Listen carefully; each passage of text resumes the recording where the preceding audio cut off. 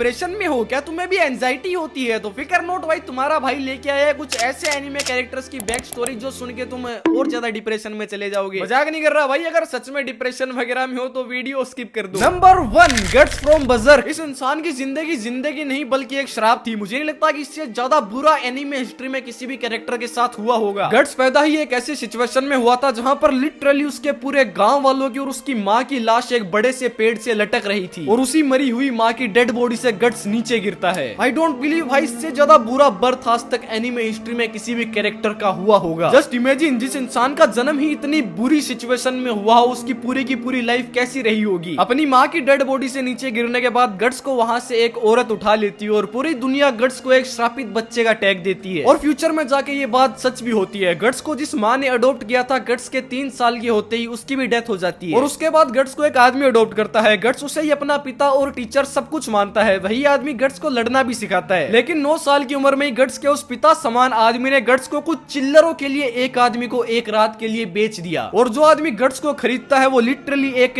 पेडो होता है। वो गट्स का रेप करता है। उसके बाद गट्स का वो पिता गट्स को मारने की कोशिश में गट्स के हाथों मारा जाता है एंड धीरे धीरे गट्स की लाइफ में सब कुछ अच्छा होना शुरू हो जाता है। गट्स को एक बहुत ही अच्छा ग्रुप मिलता है। गट्स को एक भाई जैसा ग्रिफिन नाम का दोस्त मिलता है और उसको सबसे ज्यादा प्यार करने वाली कास्का नाम की एक लड़की भी मिलती है। लेकिन एक दिन गट्स की लाइफ में सब कुछ बदल जाता है जब उसका भाई जैसा दोस्त ग्रिफिन कुछ गॉड लाइक क्रिएचर्स के साथ डील करता है और वो गट्स का भाई जैसा दोस्त ग्रिफिन लिटरली गट्स के पूरे ग्रुप को ब्रूटली मार डालता है और यहाँ तक कि गट्स जिससे सबसे ज्यादा प्यार करता था अपनी लाइफ में यानी कि कास्का, उसको उसी के सामने बर्बाद कर देता है। ही लिटरली रेप्ड कास्का और वो भी गट्स की आंखों के सामने। वो लिटरली कास्का का रेप करते हुए गट्स की आंखों में देख रहा था। लेकिन गट्स को बहुत सारे मॉन्स्टर्स ने पकड़ के रखा था। उनसे छूटने के लिए गट्स लिटरली अपनी ही तलवार से अपना हाथ तक काट देता है। उसकी एक आंख भी चली जाती है लेकिन वो कुछ नहीं कर पाता। Number 2, Gyutaro. जरा सोचो एक ऐसे गरीब परिवार में पैदा होना जहाँ इतनी ज्यादा भूखमरी हो कि तुम्हारी माँ तुम्हें पैदा होते ही मारने की कोशिश करे। ग्यूतारो की माँ लिटरली उससे नफरत करती थी। वो रोज उसे ब्रूटली मारा करती थी। उसे इतना मारती थी कि उसकी शक्ल बदल के लिटरली एक मॉन्स्टर जैसी हो चुकी थी। खाने की कमी के कारण ग्यूतारो का शरीर इतना कमजोर हो चुका था कि उसके शरीर की एक एक हड्डी बाहर से दिखाई देती थी। यहाँ तक कि जब उसे भूख लगती थी तो वो लिटरली कीड़े और चूहे खा लिया करता था। सिर्फ उसकी माँ नहीं बल्कि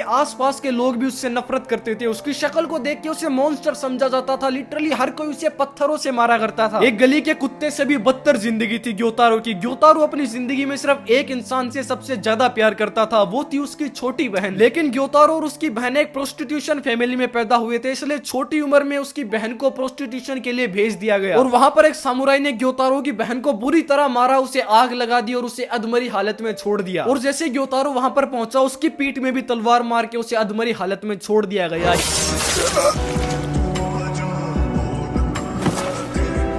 ये थी डीमन स्लेयर की one of the most saddest back story. Number 3, इताची उचिहा। ये बात सच है कि एक अंधेरी रात बीतने के बाद में एक रोशन भरा सवेरा आता है, लेकिन इताची उचिहा के जीवन में एक रात ऐसी भी आई जिसके बाद सवेरे तो कई आए लेकिन उस अंधेरे को मिटा नहीं पाए। उस रात इताची ने अपने छोटे भाई और अपने गांव को बचाने के लिए अपने ही हाथों को अपनों के खून से रंग लिया। उस टाइम इताची सिर्फ 13 साल का था। उसने खुद को जान से ज्यादा प्यार करने वाली लड़की, खुद को पैदा करने वाली माँ, खुद को शिनोबी बनाने वाले पिता और यहाँ तक कि इताची पे खुद से ज्यादा भरोसा करने वाली क्लैन मेंबर्स, इताची ने सबको मार दिया। और जिस छोटे भाई से वो सबसे ज्यादा प्यार करता था उसने उसको स्ट्रॉन्ग बनाने के लिए उसकी नजरों में खुद को ही विलन बना लिया। पूरी जिंदगी इताची इस दर्द को एक विलन बन के अपने साथ लेके घूमता रहा और आखिर में जानबूझ के अपने ही भाई के हाथों मारा गया।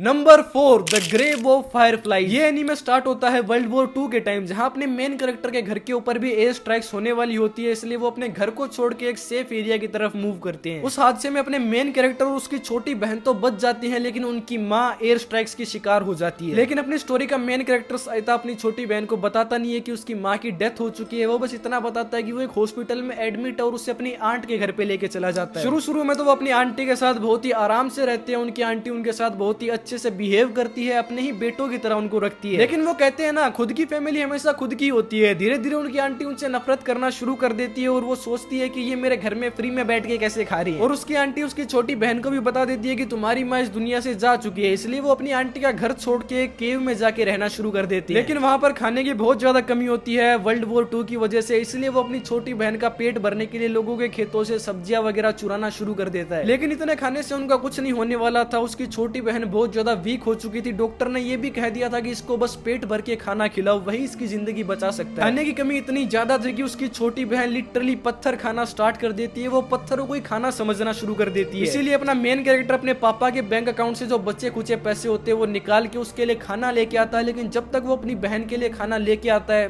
बहुत देर हो चुकी होती है। और अपने बहन के मरने के दुख में अपना मेन कैरेक्टर भी जीने की आस छोड़ देता है और एट द एंड वो भी दम तोड़ देता है। और इस वाले एनीमे को मैंने लिस्ट में इसलिए रखा था क्योंकि ये एक रियल लाइफ पे बेस है।